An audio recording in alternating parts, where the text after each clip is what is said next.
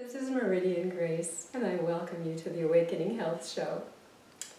And today I'd like to do this in a rather informal way. I recommend that if you would like a cup of tea, that you go grab one. You can turn this off and take a second to do that. Find yourself in a comfortable position, because I want to talk to us friend to friend, girl to girl, because this is primarily a woman's talk today. But it's also for the men that love us. So if your partner wants to join us, that would be lovely. Or your male friends or brothers. All of that is great. Today, I would like to discuss with you the importance of something that only a woman's body can do. And that is to give birth, to carry a life, to prepare a life for its experience on planet Earth. And I must tell you that for very many years, I've thought that the most important thing that I could do is to help people to understand what it means to have a healthy child in a toxic world. But when I talk about toxic world, I'm not just talking about material toxins like glyphosate and radiation, ionic radiation, or EMFs, or all these many things that you and I have talked about before. But I'm talking about the hugest contribution any person could ever make to the world, which is helping to bring conscious life into this planet, quality life, where the person that you carry in your body and helped to introduce to the earth finds for themselves great love, joy, happiness, and peace, who has a body that will serve this purpose. And you, of all people, are going to have the most powerful impact on this experience for your child, for the rest of life, which not only means your child, but it also means the progeny of your children into the future. There is no one who has more powerful influence on what will become of the future on this planet than you. Of what will become of your family line, of what will become of the future genetics of humanity than you. And that means our destiny as a human race. No one as important as you for this process. Now that doesn't mean that our husbands or partners or fathers are not incredibly important too. But for 9 months, you are going to be creating the unconscious patterning of everything that's going to be going on for your child for the rest of his life. And that is a huge responsibility that many of us have not thought about at all. And it was a huge issue for me 45 years ago, 46 years ago, when I was carrying my son. I already had been deeply impacted by these thoughts from Rudolf Steiner's work and from the Buddhist work that I had read and some of the Hindu work that I had read. And I found this enormous sense of responsibility of what it meant to do everything I knew how to give love to this little being, not only with focus on that little one, in my case, my David Shiloh Stormwind Hyman, but also for myself, because if I didn't take care of myself, physically, mentally, emotionally, and spiritually, then the environment that my son was in within my body would have been in a deficit of all those things. Because in that experience, we were totally one. There's no other more intimate experience on earth. And most of us don't recognize how terribly important this is to the life of our children, nor do we realize what a powerful impact we have for the future of humanity during this very, very special time of our life. And some of the spiritual truths are so evident here, more so than any other time. Like the good that we do for ourselves helps to bring good into the world.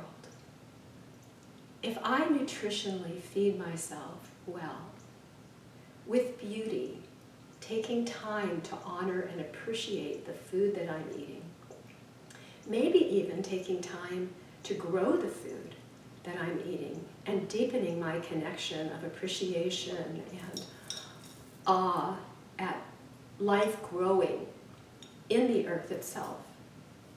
All those things will not only help me to be stronger and healthier and happier and more connected to the beauty of the planet, but it will also do the same for the little one or ones that are growing within me.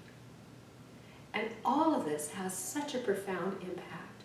I think maybe so profound that we don't even want to consider it. I remember when I was in my 20s, I belonged to a very forward-thinking group of people.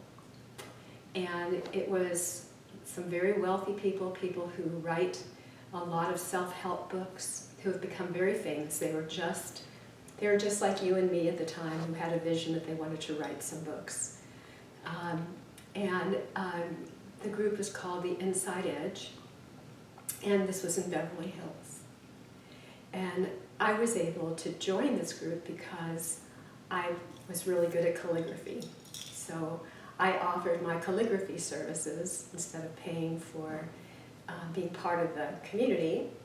And I was able to listen to all these great talks and participate in all their little processes that went on in the group. And we always had a table process where a question would be asked and everybody would go around the room and answer it. And one of the questions was, what's the most important thing that you think you can do in your life? And everybody was talking about building these big businesses and, writing these giant articles and things like that. And the table that I happened to be sitting at was all women. And I said, consciously bringing a child into the earth and being a really present, caring mother, and being there for my child until he was 7 years old, taking care of him and making sure that I was his primary influence. And they looked at me like I was crazy, like I was an anti-feminist,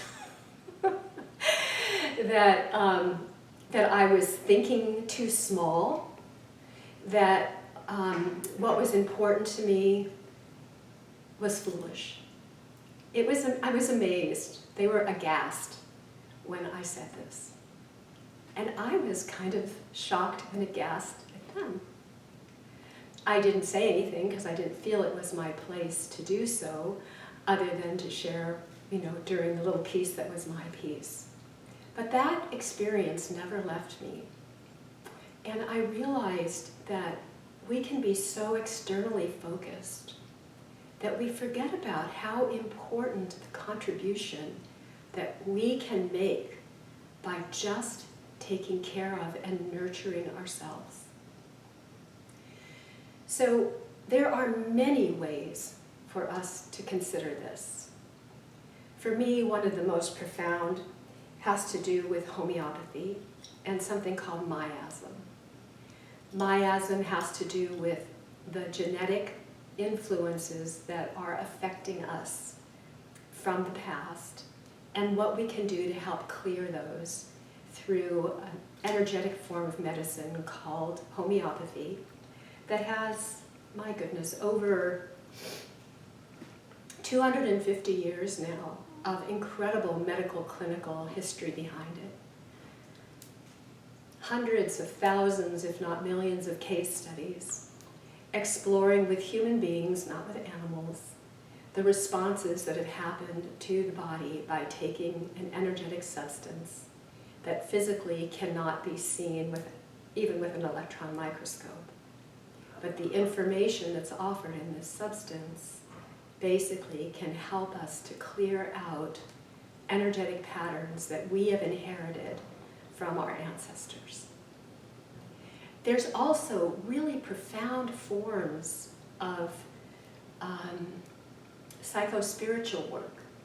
I know you've heard me talk about, and on my website you'll see numerous different YouTubes that Dr. Massey did on something called recall healing.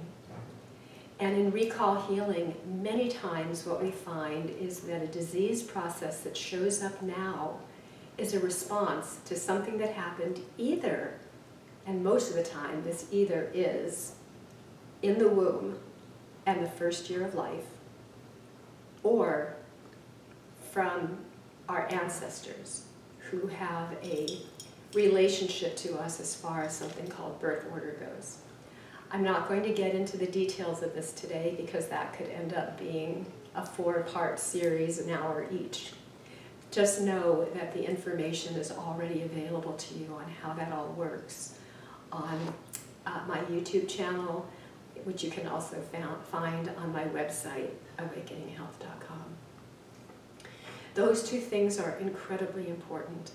But there's a third, and it has to do with where we're at today in our material part of our world. And that is that we are exposed to completely unnatural elements that the human body has never been exposed to. And there's such fascinating information about how disease has formed in our bodies as a response to different forms of chemicals and toxins that could be from industry that are being spewed into the air from industry, but also from airplanes. Maybe even heard about and seen data about how there are certain amounts of jet fuel that just gets dumped before different planes hit the ground, come to the ground on their process of coming into the airport. There's just so much toxicity, and you've probably heard about what's going on with the oceans, what's going on with the soil, what's going on with the trees, all of the different species that are no longer here. One of the tiniest species, but one that is really important for the continuation of life, is insects. And interestingly enough, I'm old enough to remember that whenever we took a trip, every time we stopped at the gas station, we had to deal with cleaning the windshield because there were so many splattered dead insects and bird poop on the windshield. I just took a trip all the way to Santa Fe. It was a 12-hour drive. We had one insect that got splashed on the windshield in 12 hours. I mean, there would have been hundreds if this was 30 years ago. We don't have the numbers of species of life any longer. And there's some really amazing research, all highly documented by professors and very credible people, about what's happened in the world since we introduced electricity, just electricity, into the world. And then after electricity, as we've moved into things like microwaves and radio waves, and for sure now our 5G and all the different things that are going on through satellite dissemination and all of the different towers that are emitting unbelievably intense levels of frequency into the air. And the book that I'm thinking about is called The Invisible Rainbow. And it's quite an in-depth historical study from the very beginning of working with electricity and awareness about electricity. But I'm just going to start by saying that our bodies run on information that travels electrically through our bodies. And if our electricity is in some way corrupted, so will the information that needs to be disseminated appropriately. That gets corrupted and can cause all kinds of problems in the body. So you can look at the incredible work of the scientists who have been profoundly looking at the numbers of people with different diseases from before we had electricity to where we are now, and the numbers of profound levels of cancer and autoimmune disease and diabetes, and heart disease. But I want you to know from the very beginning that before we had electric lines, there were so few people with heart attacks and heart disease and diabetes that in many communities, a doctor from the beginning of his career to his end never once saw a heart attack or diabetes. Now it's prevalent almost everywhere. We expect everyone to have some degree of heart disease before they die. And the same is true with diabetes. I mean, it's happening everywhere. There was sugar in those days. There were people who were overweight in those days. There were people that abused sweets tremendously in those days, but they did not have diabetes. Of course, it wasn't anywhere to the numbers that we have now because of, what we're doing with what I call frankenfood. But still, there wasn't hardly any diabetes. And typically when there was, it was a type 1 form, not type 2. And what we're seeing is that there's amazing correlations between electricity and all of this. There are amazing correlations also with numerous different types of toxins that we are being exposed to. The glyphosate numbers are just shocking as far as looking at autoimmune disease and cancer goes.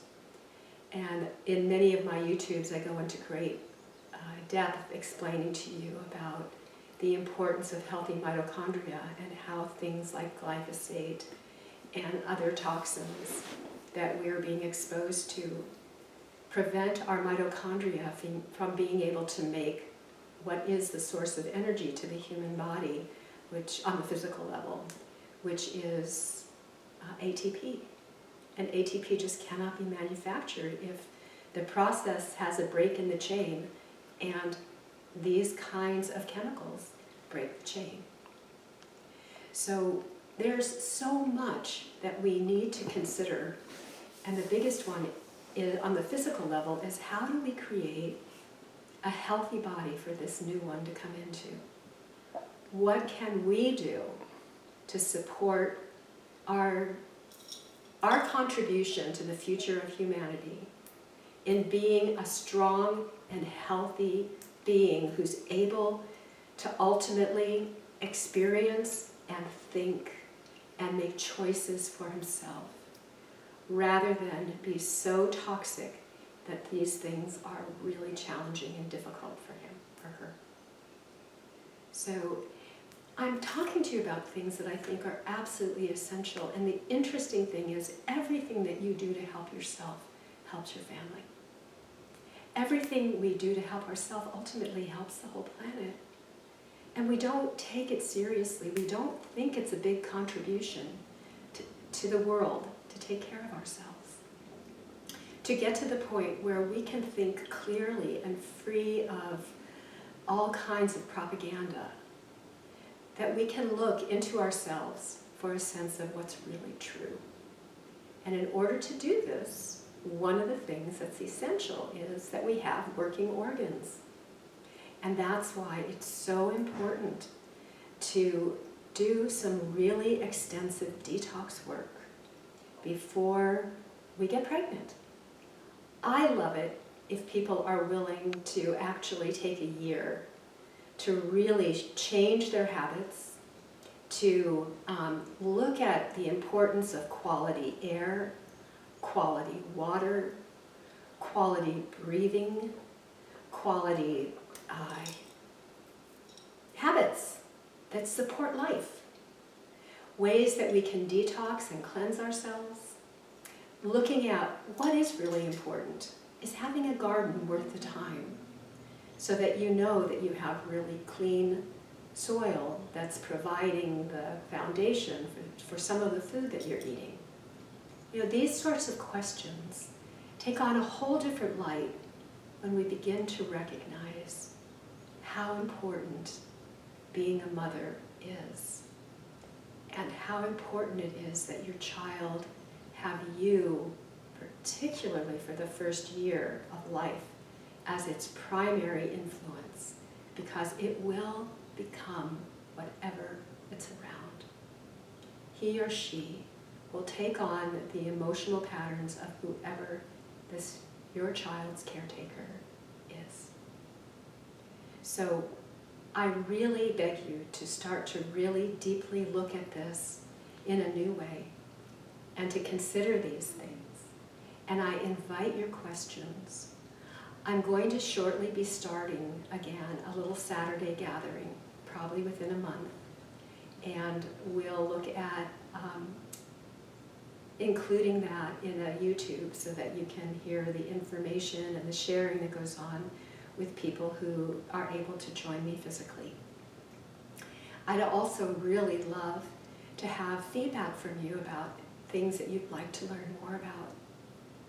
But I just want to leave you with the thought that being a mother and being a father is the biggest contribution you can make to a healthy world and the possibility of a world still being here for our children and great-grandchildren, great-great-grandchildren in the future. So, thank you so much for your time.